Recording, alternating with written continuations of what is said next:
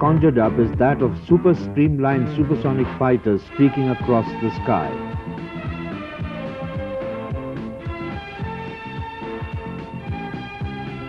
But bearing the legend Indian Air Force is this machine too, with drooping overhead blades, squat, seemingly stubby with a distended midriff.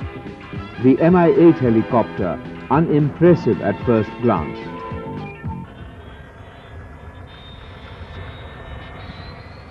But watch what it can do. It can take off vertically,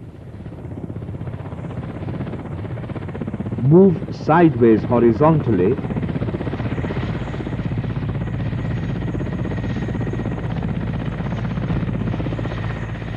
pivot nimbly on its axis for all its bulk,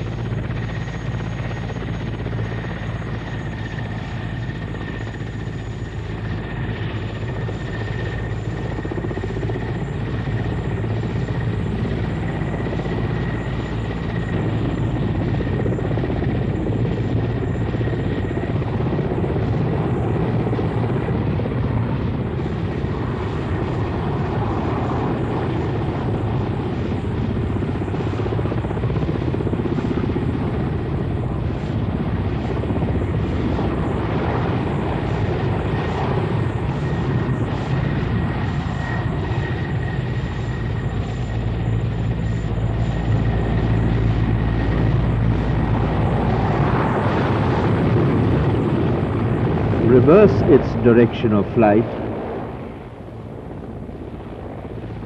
and can climb vertically executing spiral turns.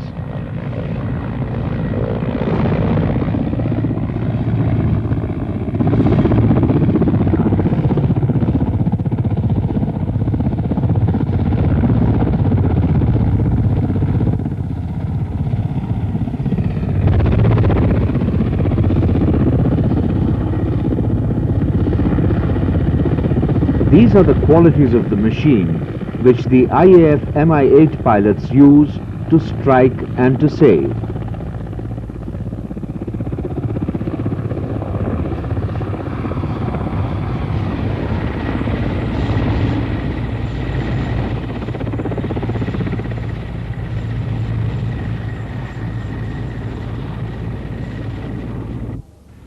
Morning, gentlemen. We are here to partake in the exercise Talwar. First of all, everyone here, all fit. For today's exercise, we have 5 aircraft. Crew and the aircraft number are given already. Number 1 and 2, 1, 2 and 3 will carry out the SHBO, and number 4 and 5 will be carrying out slithering.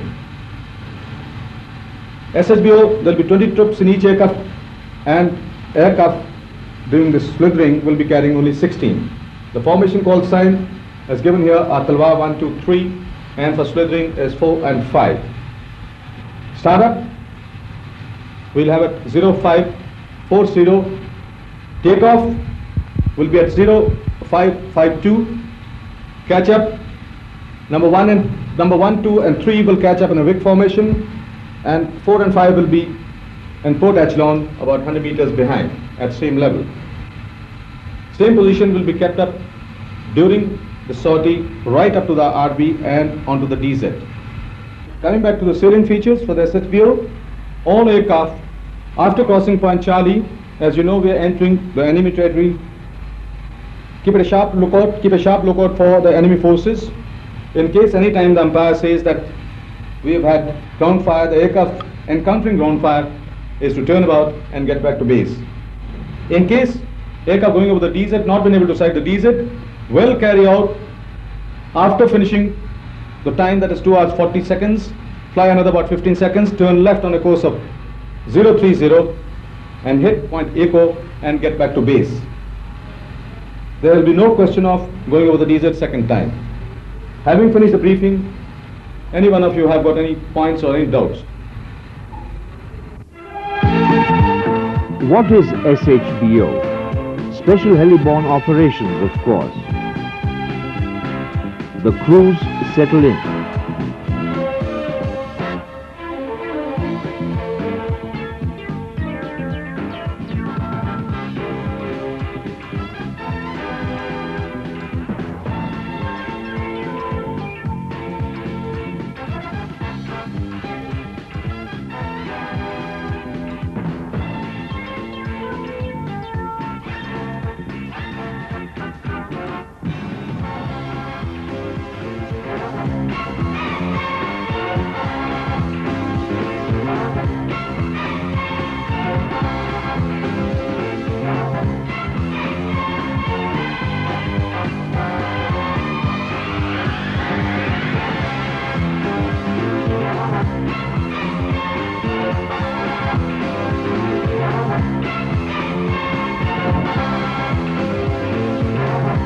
Then the Mi-8s take on a load of commandos in their wide bellies.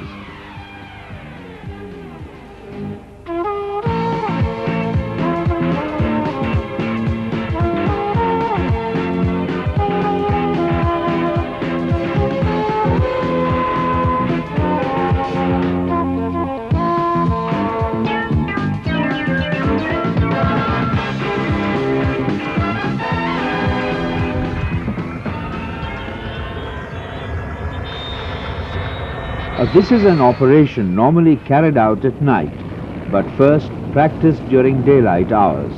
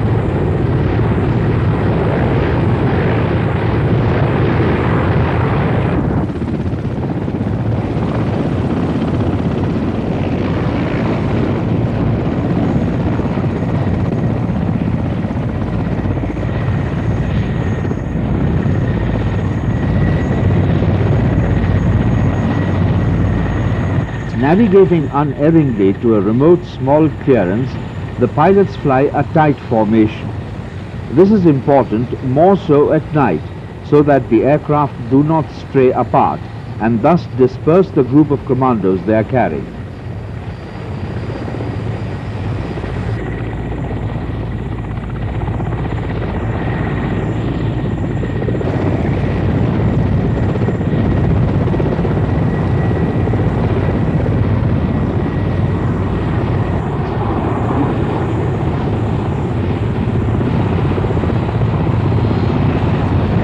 The landing too is in formation, so that the troops can be offloaded in a tight, compact group to be able to act as an effective force.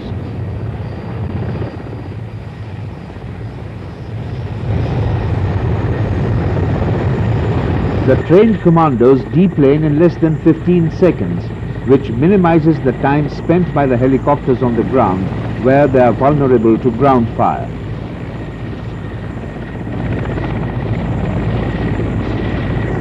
Still keeping a tight formation, the Mi-8 pilots take off and leave the landing zone, their task completed.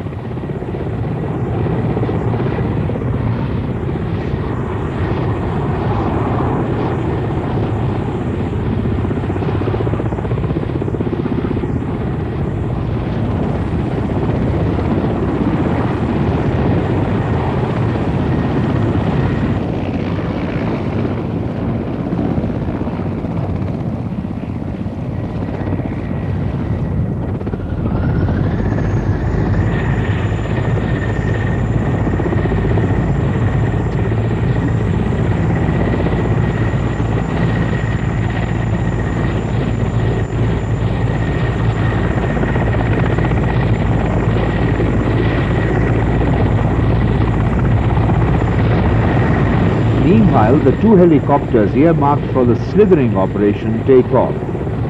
Slithering? What is it? Well, just wait and see. The two helicopters approach a jungle clearing too small to land in, but where the troops have to be inducted. As the pilots hover overhead at the precise height above the ground, without moving an inch forward, sideways, upwards or downwards, commandos slither down ropes into the clearing. Precision flying at its best.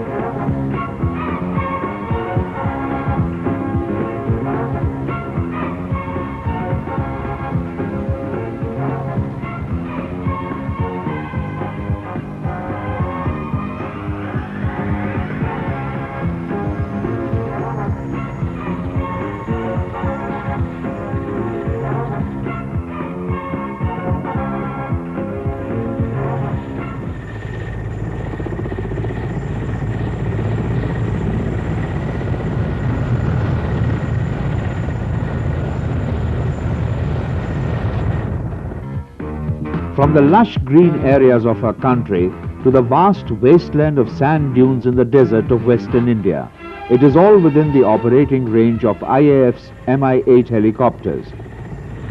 The terrain is very uneven, no flat space for the aircraft to land. But ingenious as our helicopter boys are, they have perfected the technique of finding precarious but stable perches atop the sand dunes to carry out their strike and save missions.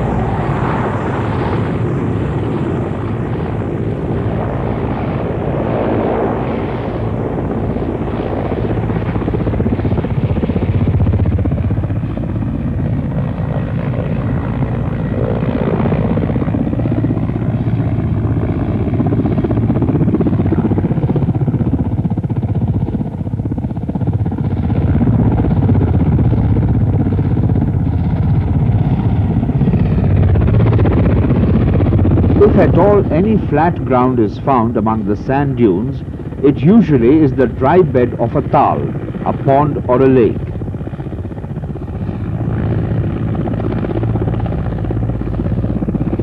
Blinding clouds of dust notwithstanding, they are trained to land in close formation, and this even at night.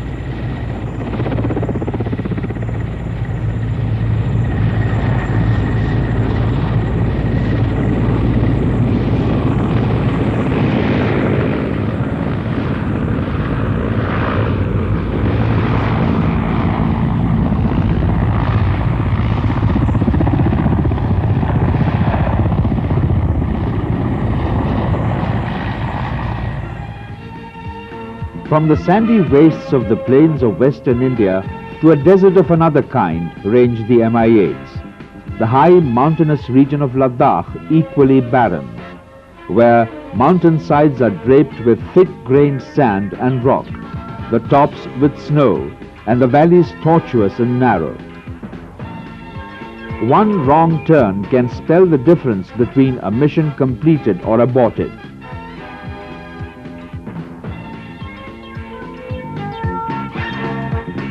But IAF pilots and crews have trained themselves to operate day in and day out in sub-zero temperatures and in rarefied air where even breathing becomes difficult, and helicopter operations acquire a very different technical dimension.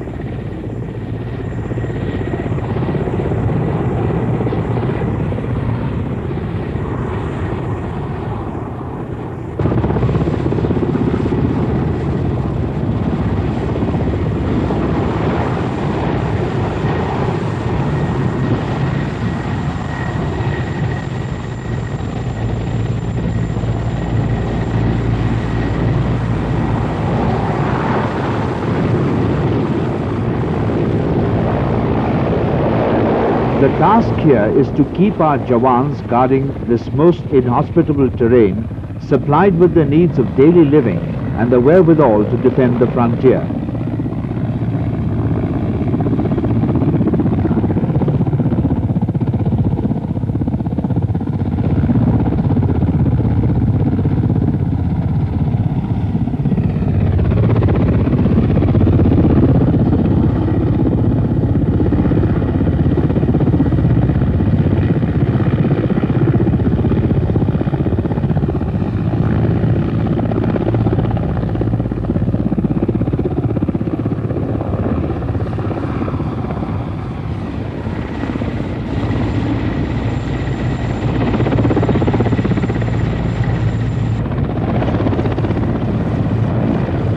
A very important aspect of the Mi-8's mission is the quick evacuation of the sick and injured, both in peace and in war, from such remote areas to places where specialized medical help can be available.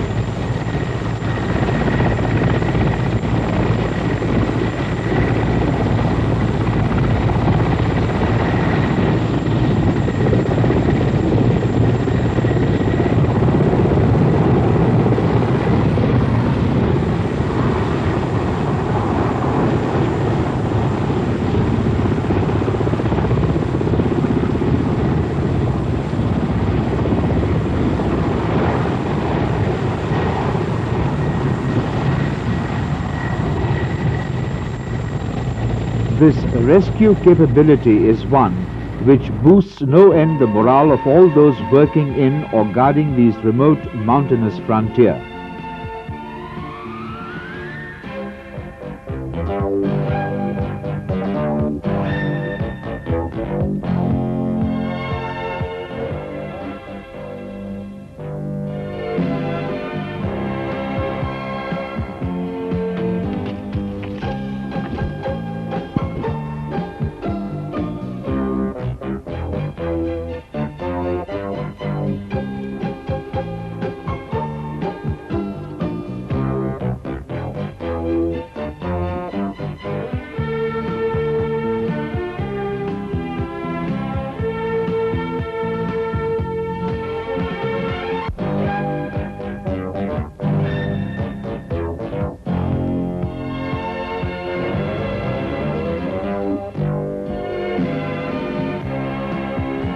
Where the Mi-8 cannot land, its pilots use its low-flying and hovering capability to snatch the disabled by winching them up.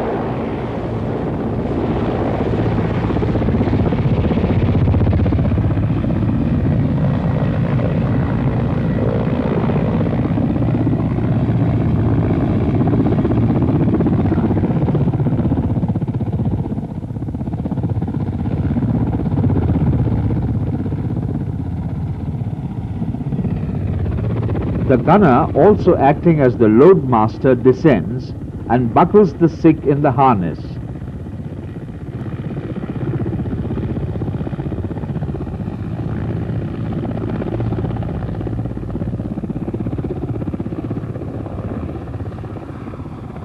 He is then winched up.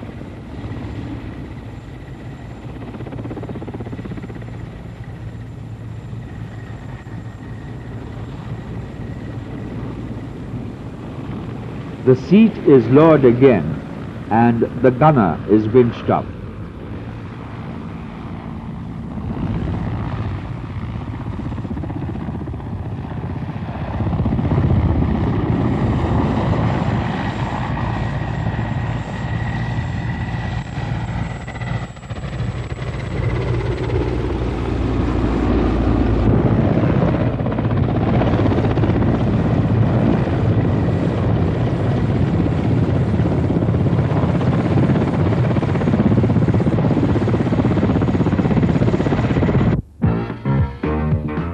For all its sturdiness, the Mi-8, like any other aircraft, is a delicate machine, which requires the expertise of the highly trained IAF technicians for it to be ever ready to execute its task. It is the minute and devoted care of these dedicated technicians which keeps the Indian Air Force in the fighting and operational trim that it is.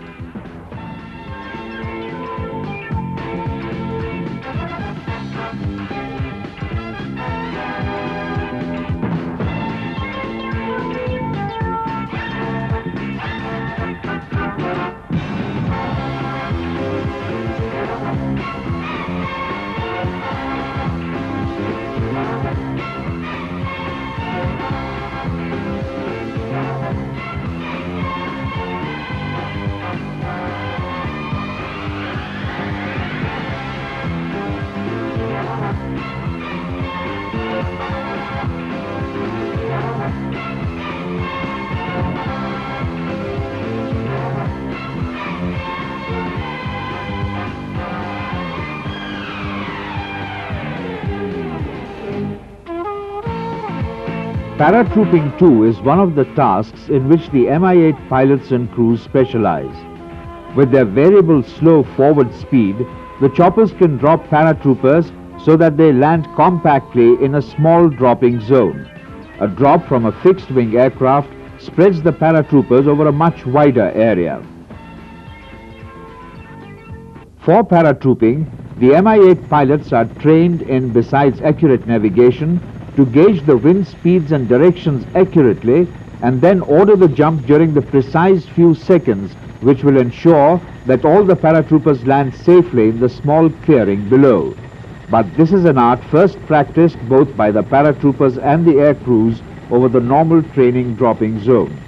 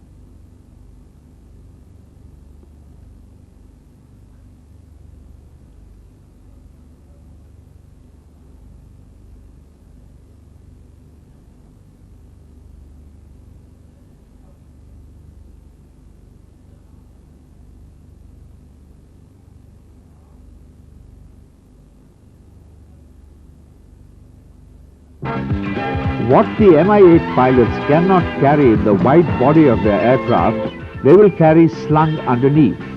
Here, a jeep complete with a recoilless anti-tank gun mounted on it, which may be required by the paratroopers whom they have just dropped.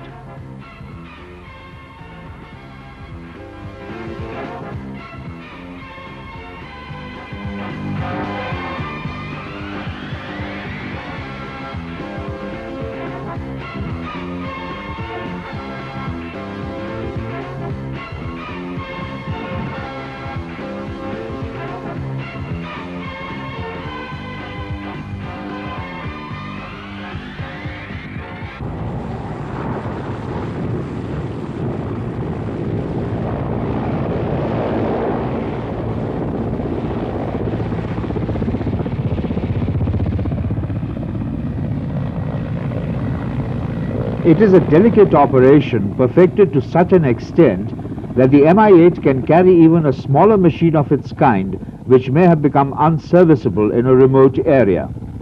It is precision flying and feather touch operation at its best, because even the smallest of dents or the slightest distortion in the fuselage of the underslung Chetak helicopter could make it completely unserviceable and useless.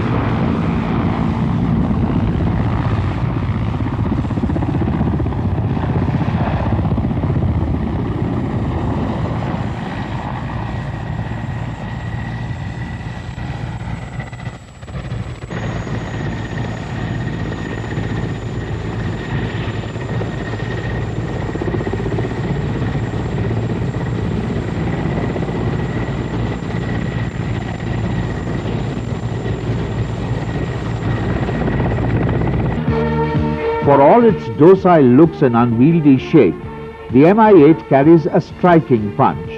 It can carry 64 rockets,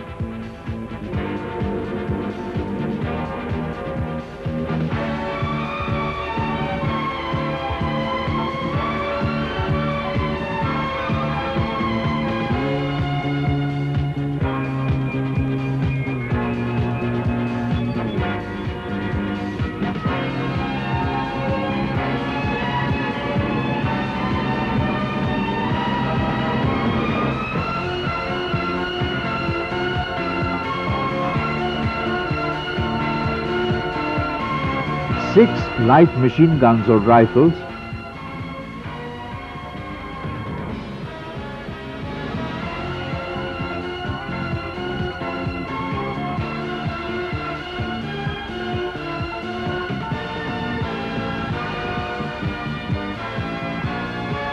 and two 75-kilogram anti-personnel bombs adequate for anti-insurgency operations.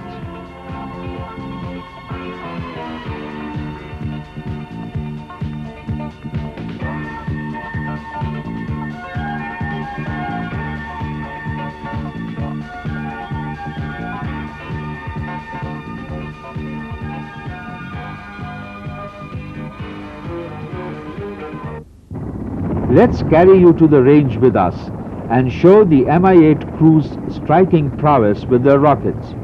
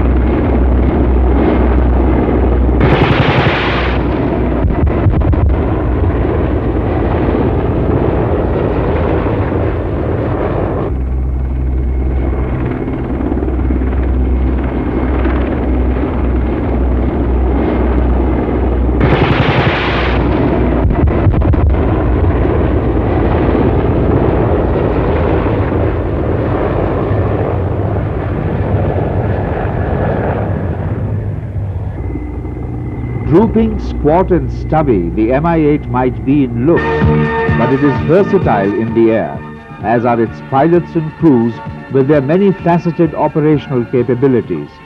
Versatility, which forms such an important part of the operational and defense capability not only of the Indian Air Force but also of the country. Versatility exploited ingeniously by our pilots and crews to turn the helicopter into either an instrument of vengeance or an angel of mercy, for they had been trained both to strike and to save. A vital capability developed by the Indian Air Force in its 49 years of its existence, a half-century of disciplined, dedicated service to the nation in peace and more so in war.